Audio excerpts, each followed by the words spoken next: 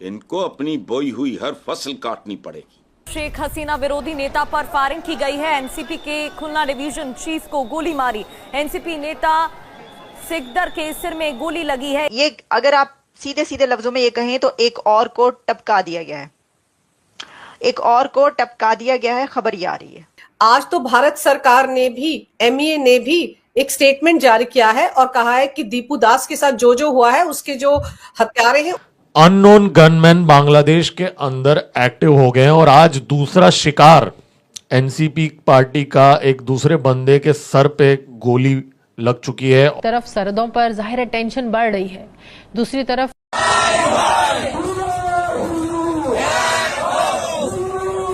रियासत फेल हो गई है पैरवी करने के लिए, इसलिए ये फिर इस किस्म के जिहादी सड़कों पर उतरे हुए हिंदुओं को टारगेट कर रहे हैं। उस्मान हादी के बाद एक और नेता को गोली मारी गई है। मोतलेब सिकदर के सिर में गोली मारी गई है। You raped that women.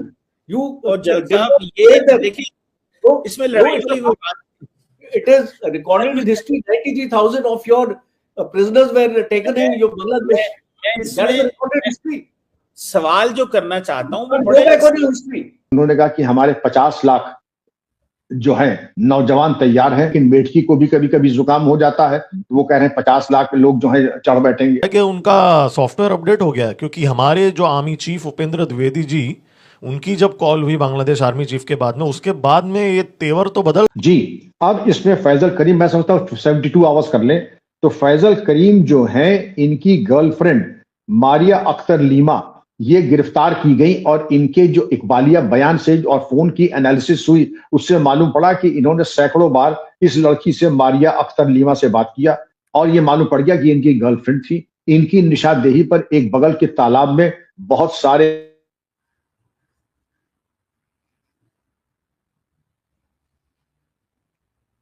कत्ल के पहले कहा था। सर एक सेकंड सर, आपका वो थोड़ा सा ब्रेक हुआ था बीच में, तो तालाब से आप अगर दोबारा रिपीट कर पाए। जी, जब पुलिस ने इनसे पूछताछ की तो इनकी निशानदेही पर ये पड़ोस के तालाब में गए और तालाब में बड़ी क्वांटिटी में वहां से कारतूस और इस तरीके के ऑब्जेक्टेबल आइटम्स बरामद किए।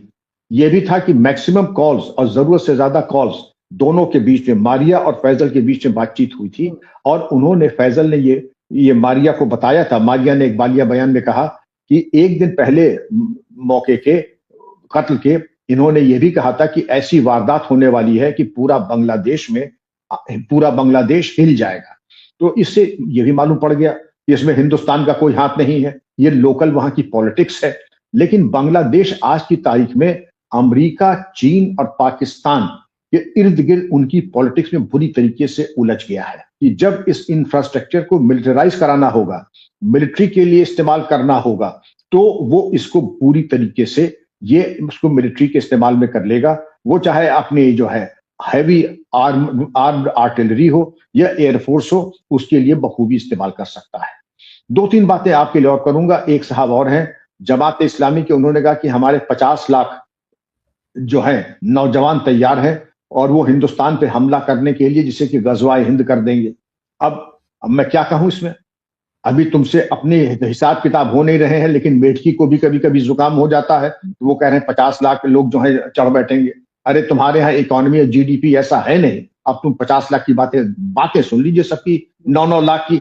तो अब अगर इस पे आप गौर करें, इस तरीके की भड़काऊ बातें और ये हर चीज थोप देना हिंदुस्तान के माथे पर, सेंट मार्टिन आइलैंड नहीं, अब शेख हसीना को लेकर के बहुत उनका कि पहले तो उनको हमें वापस कीजिए और उनको डिपोर्ट कीजिए, हिंदुस्तान से बांग्लादेश को दीजिए। शेख हसीना के ऊपर उन्होंने जो सजाए मौत का उनको सजा भी दे दी है। उसके अलावा बांग्लादेश के 1-2 और लीडर्स है, बीएनपी बांग्लादेश नेशनलिस्ट पार्टी, जिसमें खालिदा जिया जिसकी प्रेसिडेंट है, और इसके अलावा आपके एक और हजरत हैं, वो अगर उनकी बात करें तो हसनत अब्दुल्ला, ये इन्होंने कहा था कि इंडियन हाई कमीशन को बंद कर दिया जाए और उन्होंने भी ऐसी बातें कही हैं जो कि कोई पसंद नहीं करेगा। तो चारों तरफ से मतलब ये ढूंढना मुश्किल है कि बांग्लादेश में कि हिंदुस्तान के हक में भी कोई बात करेगा। और तो और बल्कि यहाँ और कहते हैं कि हिंदुस्तान की जो 7 सिस्टर्स हैं, आपकी जो है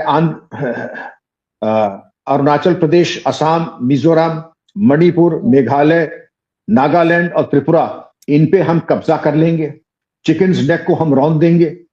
पहले तो इसका एहसास होना चाहिए कि कौन किसको रौंद सकता है, क्योंकि हिंदुस्तान इस तरीके के अल्फाज इस्तेमाल नहीं करता है। लेकिन ये इनके यहाँ देख लीजिए, यहाँ जो भी प्रेसिडेंट आता है या तो उसका कत्ल होता है या फिर सजाए मौत दे दी जाती है। ये दो चार चीजें हैं, ये चीज गौर करने वाली है। और अभी तो जो वहां के हालात हैं आरजू साहिबा, कि एक लड़का है उसको वहां पर अभी हाल ही में इन्होंने जला दिया। उस लड़के का नाम क्या है? दीपू चंद्र दास, और उसको जिंदा जला दिया। ये सब जो दंगा फसाद चल रहा है, वहां के दो प्रेस्टिजियस अखबार हैं बांग्लादेश के, उनके दफ्तरों में आग लगा दिया। अब उनके दफ्तरों में आग क्यों लगा दिया? क्योंकि परसीव ये किया जाता था कि ये दरअसल शेख हसीना के हमदर्द थे। हालांकि शेख हसीना के हमदर्द नहीं थे। The daily star number 1, number 2 प्रथम आलो, और इनके यहाँ जर्नलिस्ट को बड़ी मुश्किल से पुलिस बचा करके ले आई, क्योंकि भीड़ बिल्कुल बेकाबू हो चुकी थी। भीड़ का मैंने नेचर बताया कि जो भीड़ का नेचर था वो टोटली सब युवा थे। और जुलाई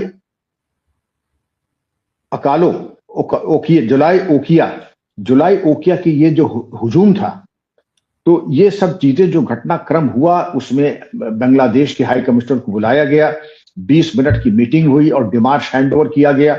एक्सटर्नल अफेयर्स की जो बातें थी, तो ये हालात आपके सामने हैं। और अभी हालात में अगले साल जो 12 फरवरी को इंतखाबात होने वाले हैं बांग्लादेश में, तो हिंदुस्तान ने ये कहा कि आप यहाँ चाहेंगे कि इलेक्शन फेयर हो और ट्रांसपेरेंट हो।